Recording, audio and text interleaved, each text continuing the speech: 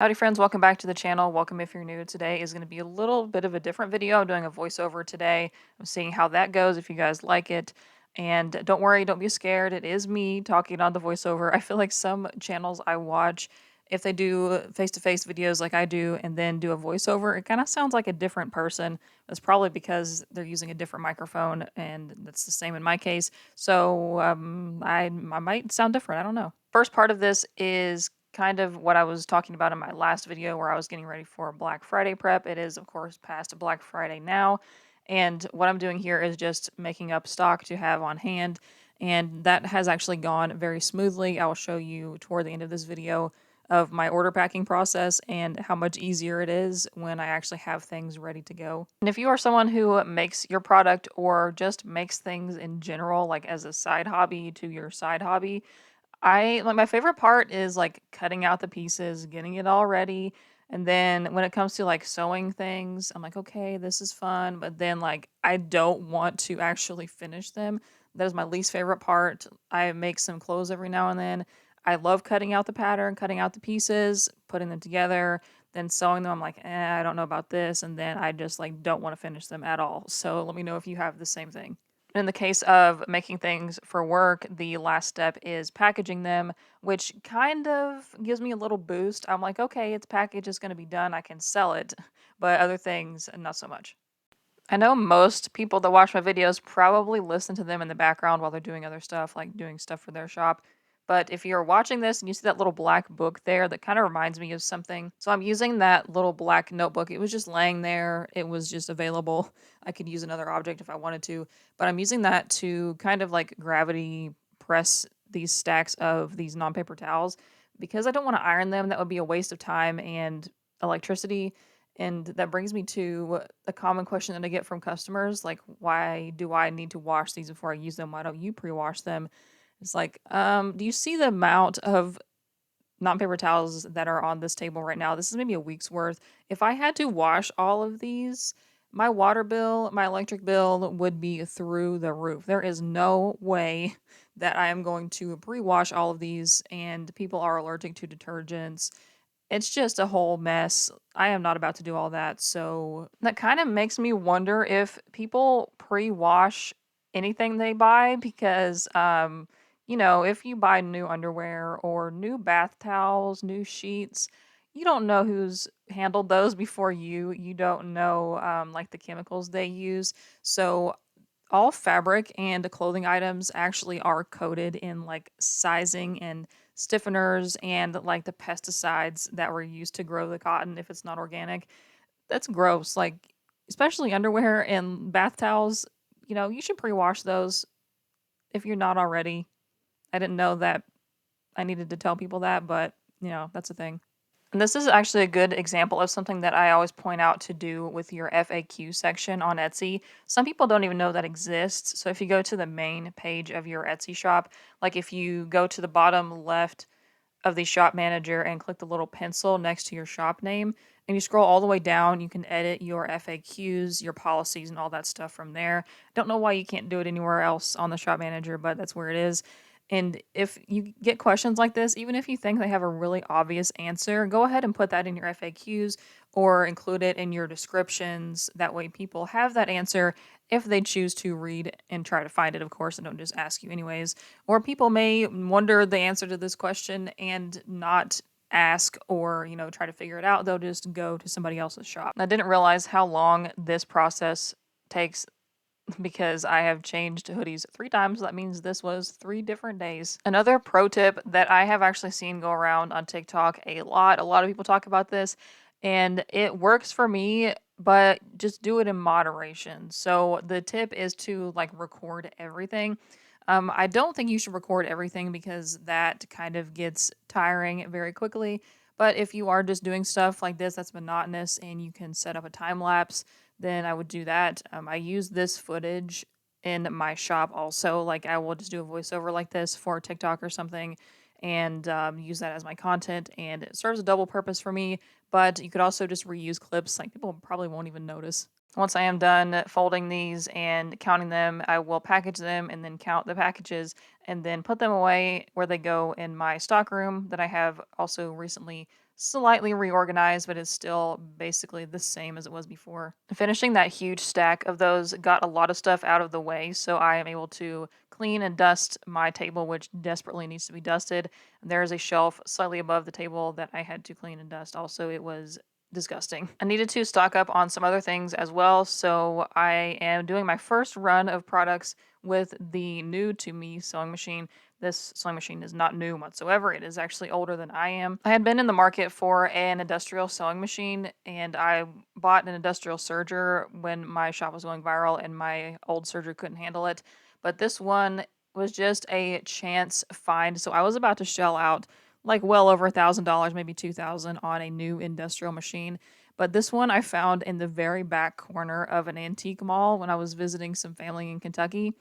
And it was just kind of dirty, like on the tabletop, but that was all that was wrong with it. Well, aside from the legs being a bit rusty and needing to be oiled because it sat for so long, but other than that, it has been great so far. So not only did I save like $800 or $900 by buying this one and fixing it up, I also am saving a lot of time because I definitely would not have been able to make these scrunchies this fast. My old sewing machine, or well, one that I still have, but I just don't use it as much anymore, did not want to sew these scrunchies very well because it kept getting stuck where the seams overlap, but this one just runs straight through it. Like, I think if I'm not careful, it would probably actually sew through my entire finger. And I also have to be careful because this thing is so fast. I now have to play The Floor is Lava because there is half of a sewing needle laying in the carpet in my office somewhere. It flew because it broke and I cannot find it. So hopefully my shoe finds it and not my foot. This is just a small bit of orders before the Black Friday rush. And that apron that I'm wearing is the first thing that I ever made with that new to me sewing machine. I absolutely love it, even though the apron's a little bit big, but it's fine. Like if I put a zipper in it, it could probably be a skirt, but for now it is fine. So I'm trying two different methods of shipping the orders this time, like showing it in this video. So this first time I went and weighed the packages and wrote the weight on the outside of the package, carried them over to the computer, and then printed the labels, stuck them right on. But this may or may not be faster.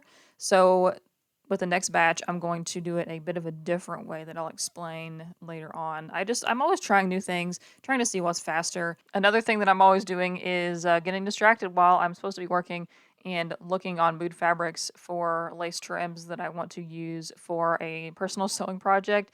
And caught that on camera on accident. So that's cool. After this, I actually took a bit of a break to do some personal projects, so I got to clean this up before I get started working. One of my favorite things about using ShipStation, not a sponsor, but I do have an affiliate link, I'm pretty sure that will be in the description if I have it, is they let you print a pick list. So if you have a lot of orders, that will tell you exactly how many of each item without having to manually go through and count from each order, which is amazing. It saves me a ton of time. But if I only have a few orders, I will just handwrite it instead of printing it and wasting the ink. But it is definitely worth wasting ink if it's like 15 plus orders or so I don't have to write so much. No matter if the list is big or small, I will just go down it and pick the products off of my shelves and put them in a basket that hopefully is appropriately sized because I will realize in a minute that this one is way too small. I don't know why I thought I could fit them all on this one. So unfortunately, the ShipStation pick list does not organize them by type, so I kind of have to go back and forth. But I think if I put a location, it might organize them by location. So I might try that later on if I have some free time.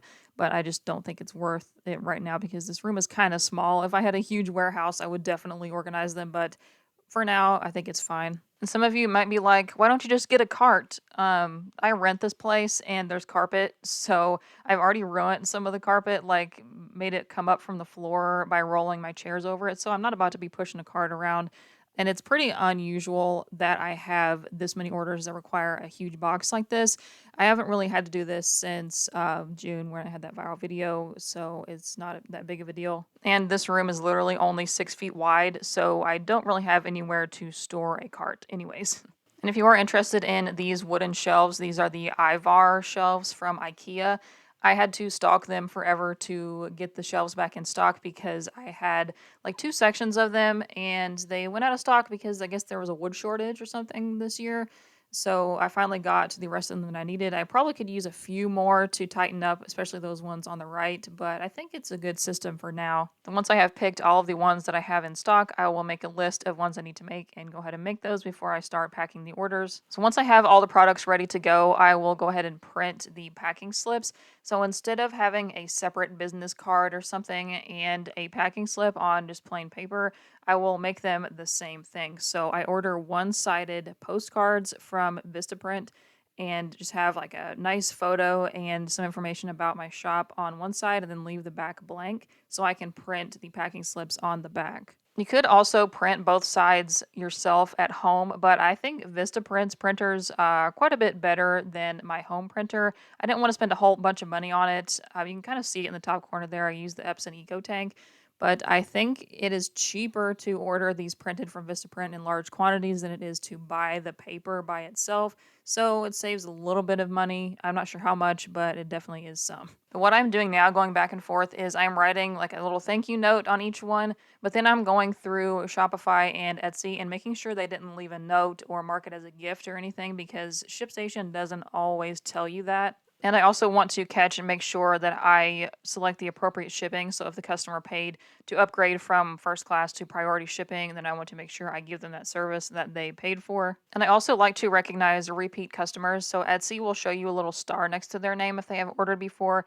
And on Shopify, you just have to click on their name and it will tell you how many orders they've made. This is a bit of a tedious process, and I have this footage on 4x speed, but it helps to reduce errors like, making accidents, or sometimes I will see that they have ordered multiple of something and I'll circle that number so I notice that they ordered multiple and I don't end up accidentally sending them only one. So this time I am trying a bit of a different method of getting the shipping labels printed. So the process on the computer and ShipStation is the same, but instead of writing the weight on the packages, I am writing the names down on a list and then I'm going to write the weight next to the name and then bring the list over to the computer instead of all of the packages. I have also tried bringing my laptop over to the table so that when I pack up an order, I can weigh it and then buy the label right then.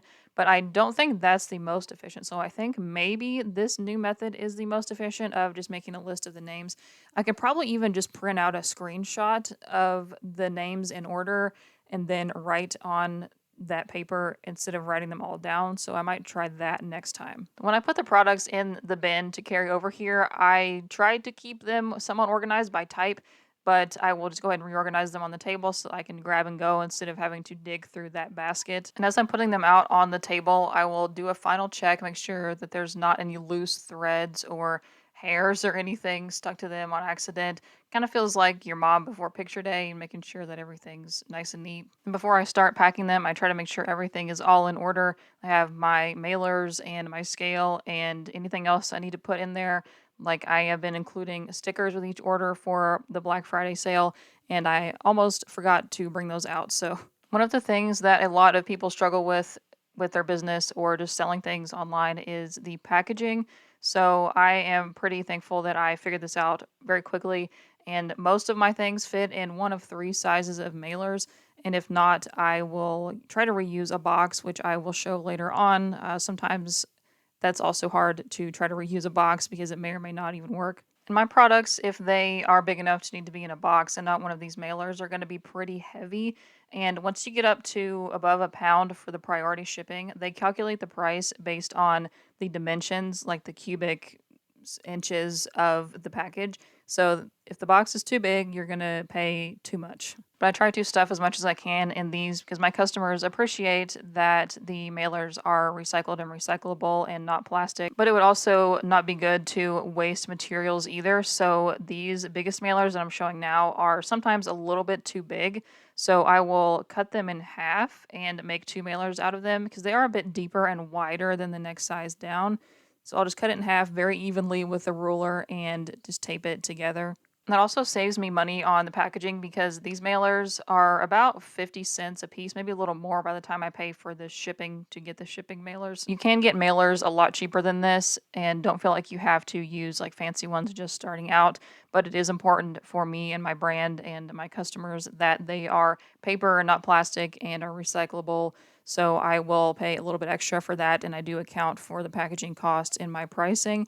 So you can reuse like your Amazon mailers and stuff from home if you're just starting out. I'm sure most people won't mind. I get all of my mailers from Eco Enclosed. I also get their shipping labels, which are actually recyclable and not silicone backed like normal ones, so you can put them in the recycling or the compost. They do have a lot of options and are very knowledgeable. Like if you email them, they will even give you suggestions on sizes and things based on the sizes of your products. And they are a small business as well, so I love supporting them versus, buying them in mass on Amazon or something. They are one of the most eco-conscious brands out there that I know of, especially in the packaging world that is extremely wasteful. So I will leave my referral link down below. It's not like an affiliate or a sponsorship or anything. Just if you make an account with them, like a reward account, you can get a link as well. So in this batch of orders, I got two very large ones. I think one might be the biggest order I've ever had. So I desperately tried to fit it into this box, and it looks like it would fit all those, right? But no, that did not fit.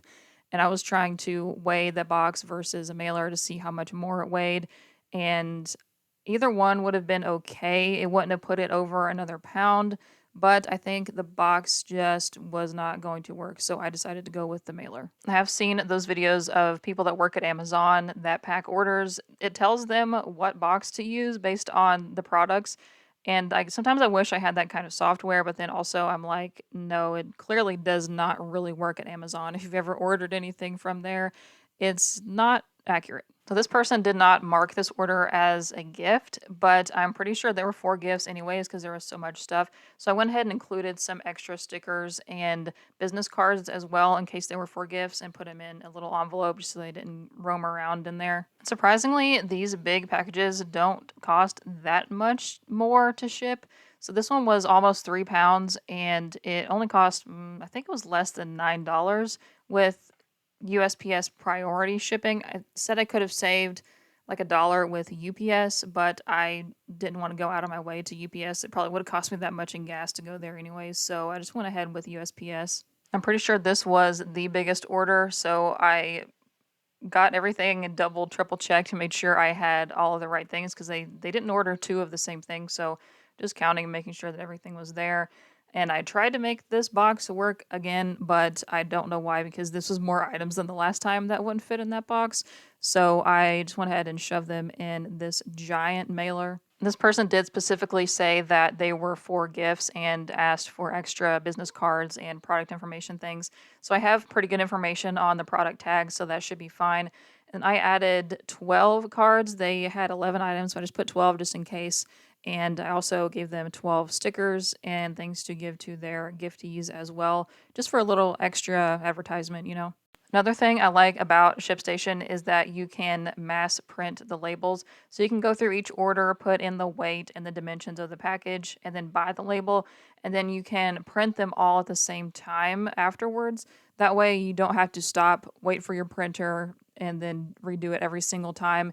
You can just buy them all and then print them all, and it saves so much time. Like, it's probably twice as fast. And if you frequently have a lot of orders and need to stand and wait at the post office for them to scan all of the orders in, or you have problems like if you drop them off and they don't actually scan them in, with ShipStation and I believe other shipping platforms as well, you can create an end of day or a scan form. For USPS specifically, it's called a scan form. But you, at the end of the day, like, you can't wait too late, so you can't like do it for the next day. You have to do it before like 6 or 7 p.m.